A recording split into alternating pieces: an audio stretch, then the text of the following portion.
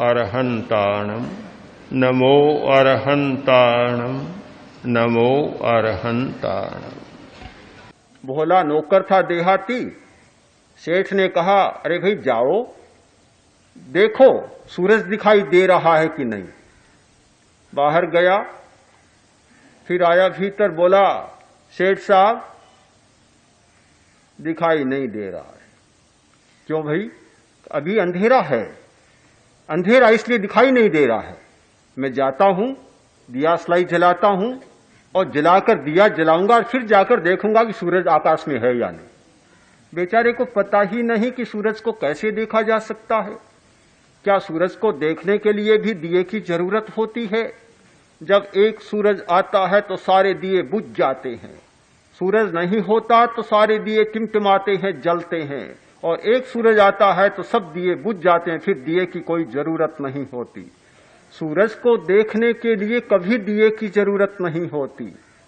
किंतु जब आदमी नहीं जानता, उसे नहीं पता होता, तो वह समझता है कि सूरज आकाश में तो है पर अंधेरा है इसलिए दिखाई नहीं दे रहा है।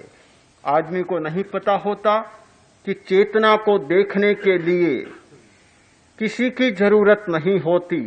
जब चेतना अपने आप में प्रतिष्ठित हो जाती है, आत्मा के द्वारा आत्मा को देखें, स्वयं स्वयं को देखें,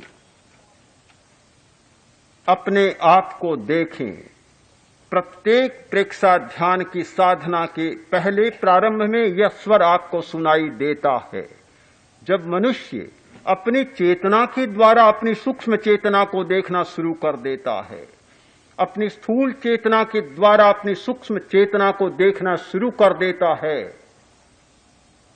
तो भीतर में जो है वह उसे साफ दिखाई देने लगता है और भीतर में विचित्र घटनाएं घटित होने लगती है।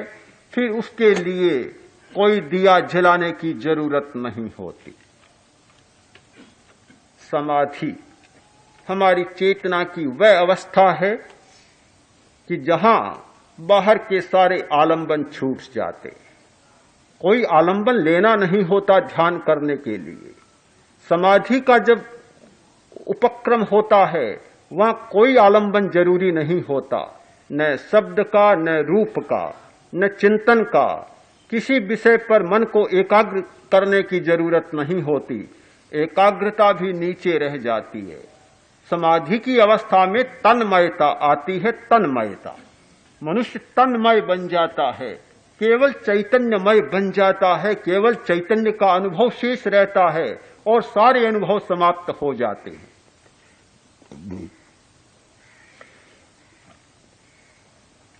बाहर आदमी सो जाता है और केवल आंतरिक जागरूकता शेष रह जाती है।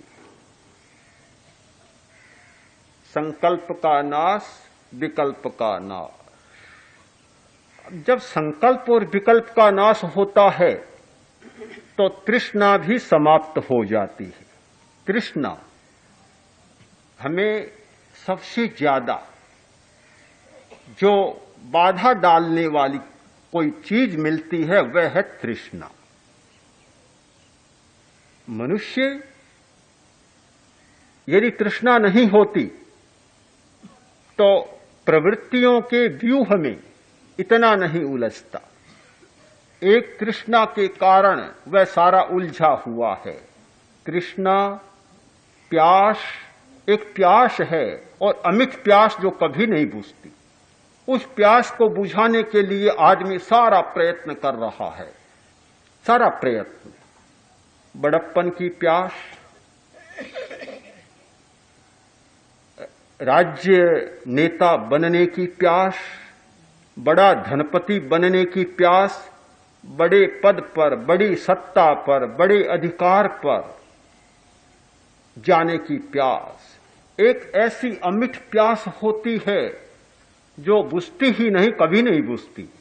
न पानी बुझा सकता, न कोई ठंडा पेय द्रव्य बुझा सकता। दुनिया का कोई भी पदार्थ उस प्यास को नहीं बुझा सकता। वह तृष्णा आदमी को भटकाती रहती है, भटकाती रहती है, सदा भटकाती रहती है। जब संकल्प का नाश होता है तो वह प्यास बुझ जाती है। उस प्यास को जिलाता है संकल्प। संकल्प प्यास को जिलाता रहता है।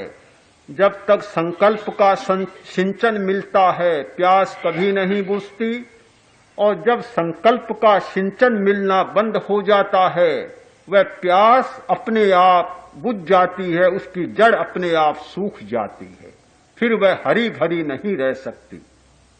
फिर और कुछ जरूरत पैदा हो जाती है, कुछ नई बात पैदा हो जाती है।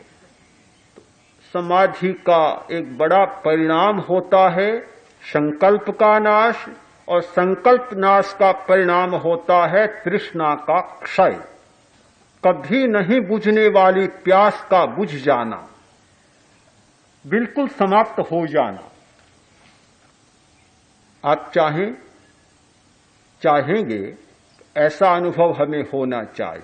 कौन व्यक्ति नहीं चाहेगा कि समाधि का अनुभव होना चाहिए? आप मुझे भी पूछें कि समाधि का अनुभव करा दे। कई लोग कहते हैं आशीर्वाद दें, समाधि का अनुभव हो जाए। हर आदमी चाहता है। मैं पहले ही कह चुका, मैं उन लोगों में नहीं हूं जो समाधि का शक्तिपात करने वाले और बस सिर पर हाथ रखा और समाधि हो गई।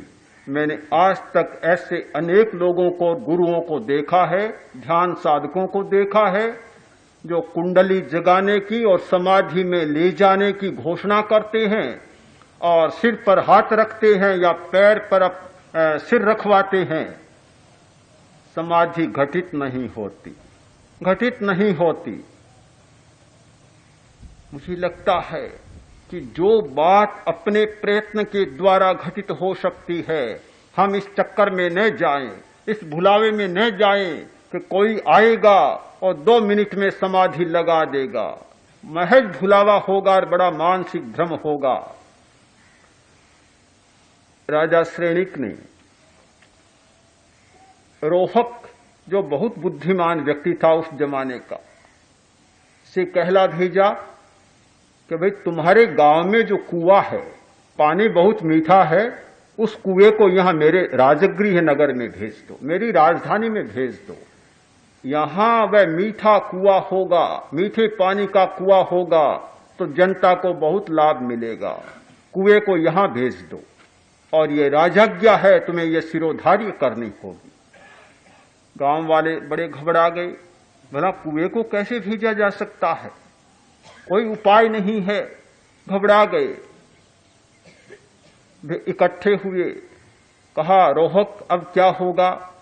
राजाज्ञा है, पालन नहीं हुआ तो पता नहीं राजा क्या करेगा, गांव का क्या होगा।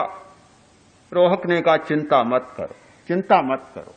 रोहक ने एक पत्र लिखा और दूत को दे दिया कि जाओ राजा को ये मेरा पत्र दे दे। पत्र पहुंचा, राजा ने पढ़ा तो पत्र में लिखा था कि महाराज, हमारा कुआं गांव का कुआं है, तो गांव का कुआं इतना होशियार नहीं होता, ये चलना नहीं जानता। आप अपनी राजधानी में रहने वाले बहुत होशियार होते हैं। शहरों में रहने वाले, नगरों में रहने वाले लोग बड़े दक्ष होते हैं, बड़े होशियार होते हैं। तो आप राजधानी का कुआं एक बार यहां भेज दें तो गांव का कुआं भी चलना सीख जाएगा और उसके साथ साथ आपकी राजधानी में पहुंच जाएगा। मुझे लगता है ऐसा कोई मिल जाए समाधि जगाने वाला कि जो कुएं को एक बार हमारे पास भेज दे, अपने होशियार कुएं को हमारे पास भेज दे, तो संभव है कि हमारा देहाती कुआं भी चलना सीख जाए। पर आज तक राजा ने न फिर उत्तर दिया, उस पत्र का कभी उत्तर नहीं दिया, और न फिर यह मांग की कि तुम्हारा कुआं हमारे यहां भेज दिया जाए। यह कुआं स्वयं का ही खोदना है, स्वयं के पास ही रखना है। कहीं राजधानी में उसको भेजना नहीं है।